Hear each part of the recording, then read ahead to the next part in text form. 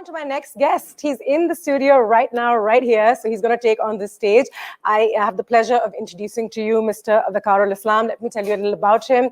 Mr. Waqarul Islam is a corporate leader turned entrepreneur and has worked in Pakistan and internationally at various senior executive positions. Now, he currently holds a number of leadership positions in the IT and tech industry. He is the director and CEO, as well as board member of Jaffer Business Systems Limited, and he's also the president and director at Touchpoint, a private limited, director at Blue Tech Consulting and ForePay, and founder Hisab Kitab. He's also a member of various advisory boards and committees, and he's a prominent member of the policy board at SECP and a member of the Prime Minister IT and Telecom Task Force. Today he's going to be talking about building a mindset for scaling business. He's here, so I'm going to take the pleasure of welcoming him on this stage and introducing him to you, and let's see what he has to say. Assalamu alaikum and welcome, sir, please.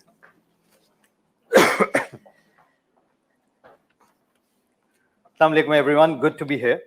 Very good to be here. So what I'm going to talk about is building a scale mindset.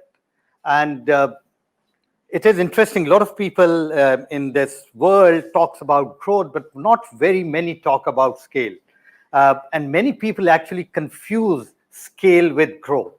So it is extremely important for all of us to first understand before I give you 5 power tips about building a scale mindset. But let's first talk about the difference between growth and scale.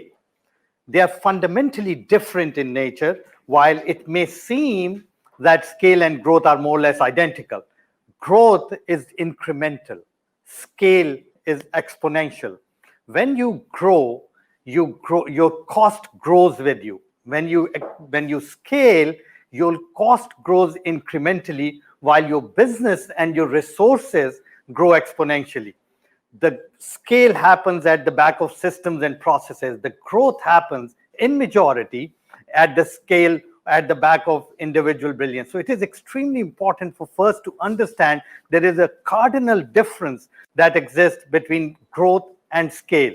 Now, in order for you to think scale, and most of the startups in this world today are actually talking about scale and not growth. So you must first learn the 5 key power tips which are important for you to build a scaled organization rather than just a growth organization. So first power tip, it's all about the power to think big, the power to think scale. And thinking big to me is the starting point of whatever you do as you move ahead in life. If you cannot think big, you will continue to stay small. You cannot become big by thinking small or by thinking growth. So first is for the founders or for the startup heads or for the CEOs, they need to start thinking big, thinking exponential. When you talk about growth, typically it is incremental. So from 10 to 11 to 12 to 13 to 14 to 15 to 16. So that's like a typical growth mindset. But when you think scale, you think from 10 to 20, 20 to 40, 40 to 80, 80 to 200. And that's a fundamental difference in your mindset, because unless you are not willing to accept that you can actually scale from 10 to 100, you will continue to grow from 10 to 11 to 12 to 13. So the first and most foremost thing is to think scale, is to think big.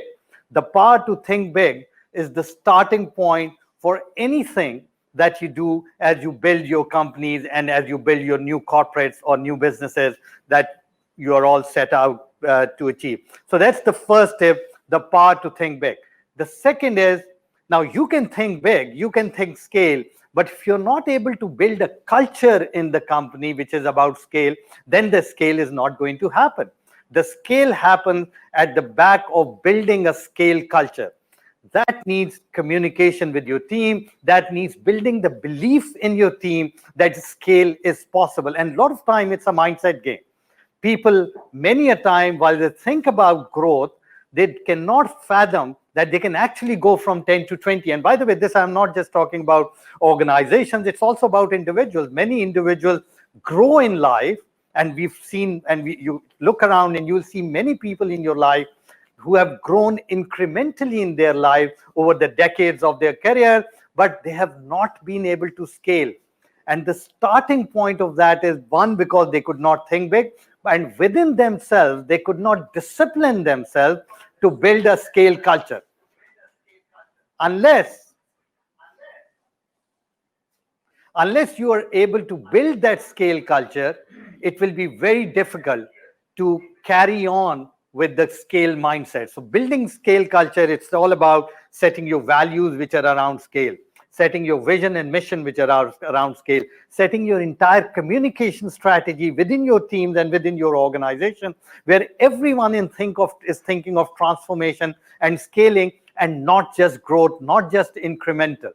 And that's the second part. So that means building a culture of where people believe in scaling beyond growth and not just growth. The DNA of growth is very different to the DNA of a scale organization. The third and most important piece possibly is the power to build an HR. Look, you look at the top corporates of the world, you look at the top universities of the world, they are built at the back of having a strong HR culture, having a strong team, which enables them to be the best. It is a myth that you can build a scaled organization and you can build an A-class organization by having D or E-class people. If you want to become an A-class company, an A-class corporate, you have to have the A-class people or have the ability to take them to the A-class people. Only then you can become a scaled or a transformed company. So your HR strategy has to be the key. And as I spoke about the top universities of the world, think about what is their recruitment process. They only recruit the best. They take them to the next level, hence they produce the best. And that is the key difference. Look at the top corporates. Look at their recruitment process of bringing HR into the organization. They only take the best, groom the best, produce the best. So it continues to be an extremely important part to focus on your HR. Don't think of building an A-class company when your focus is on having D-class people. And by class mean D caliber people or D quality people. Very important that you don't compromise on building a strong HR strategy and strong HR team. The fourth part, and this again is something which in many developing countries people have not picked up, and all the developed countries of the world and all the top corporates of the world have picked up. If you want to find out one key difference, why countries have grown, why top corporates have scaled across the organization versus why countries and organizations have not been able to do. The key difference is the top corporates, the top countries have relentless desire to pursue the systems and processes. They build top-class systems, they build top-class processes, they build top-class policies, and they stick to it. The process, systems, and policies provide you with the skeleton and structure that you need, which allows you to scale. Once you have the right framework in mind, it doesn't matter whether you have 100 people or 1,000 people, they fit into that structure, they fit into that framework, and they are able to scale. If you continue to think of building an organization around individual brilliance, then remember, individual brilliance lives and dies with individual. And extremely important to understand, only when you build system brilliance, systems reliance, and strong and robust systems and processes, the organization grows, it scales, and it grows from generation to generation. Individual brilliance will never be able to take you beyond 1 or 2 generations. Hence, the reliance on building strong systems and processes and trusting them, improving upon them, continuing to work upon them so that they go to the next stage is a critical to building a scale organization. The last one, and this for individuals, this possibly is the single most important tip that I want to face. So what has been the most difficult thing in my career? And that I've always found struggling myself to achieve. It is from graduating from one level to the next level. The power to let go. We just don't have the power to let go of what we were doing in the past, and we want to continue doing that while we walk into the future. When you walk into the future, that means you graduate to a new role.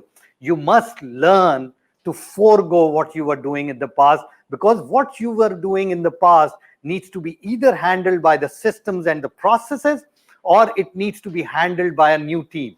If you continue to insist that I will take care of the past while I now need to take care of my future as well, then you are not going to scale, because you will not just bog down your progress in life, but you will also not develop your team to the level that they can perform to the way you want them to perform. So many people, many co-founders, many CEOs make the cardinal mistake that they don't have the power to let go. They want to continue to do what they were doing in the past because they don't trust the people, that they can do it as good as they used to do. They don't trust the systems and the processes. And thirdly, they absolutely love what they were doing in the past. So they continue to get stuck in the past, while at the same time they are focusing on the future as well. And it becomes almost impossible to balance between the two, hence they lose out. So just to summarize these 5 key tips for building a scaled organization. The first and foremost is the power to think big. You cannot become big by thinking small. This is a myth, and it is not going to happen. The second is power to build a scale culture in the organization. The entire organization needs to live, breathe, think, scale. Third, the power to build an HR strategy, which is around scale, hire the best to produce the best.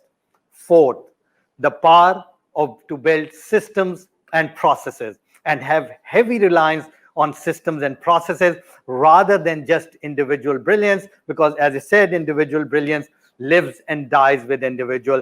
Fifth, it's all about the power to let go. You need to let go what you were doing in the past and go to your future, while let others take care of what you were doing in the past. You do these 5 power tips, and I'm sure we'll have many scaling organizations in this country and in many developing countries of the world.